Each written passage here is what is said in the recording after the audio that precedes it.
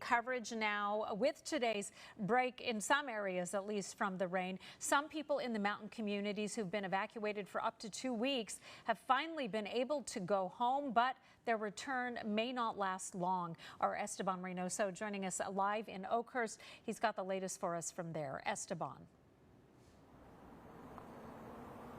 Stephanie, I'm here on Road 426 in Oakhurst, and the China Creek is right behind me. It is expected to potentially overflow with water. It can fill the bridge right behind me with up to 6 inches of water. That is an alert that the Madera County Emergency Services or Office of Emergency Services had put out. But it's not the only creek that could potentially overflow. Now, communities in the foothill are preparing for more of that snow melt runoff and more rain.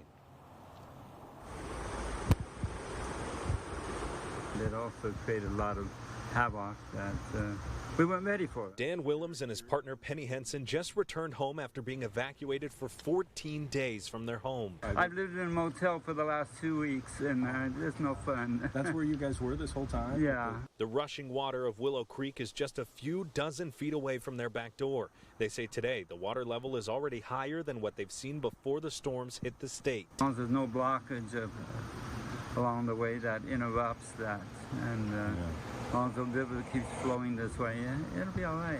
I'm here on North Fork Willow Creek, and the water level is manageable at the moment, but officials fear that with melting snow, rising water levels, and more rain on the way, that the water could go all the way up to that road bridge right next to me and flood it leading up to North Fork. These maps sent out by the Madera County Office of Emergency Services shows you where the most impacted areas of flooding could be. North and South Fork on Mammoth Pool Road and Road 225. And in Oakhurst, an area just south of the city center, is expected to flood from the Fresno River and China Creek. What was particularly alarming over the last couple days was how quickly Willow Creek rose. Madera County Sheriff Tyson Pogue says this storm is causing lots of concern for locals, but he says the county is responding to these areas of high flood risk. Inspect areas where we saw flooding in the previous storm and do what we can to mitigate those areas so that if it does flood like it did in the last storm, we're trying to get ahead of the curve here while we have the chance. Madera County still has areas under evacuation warnings from flooding.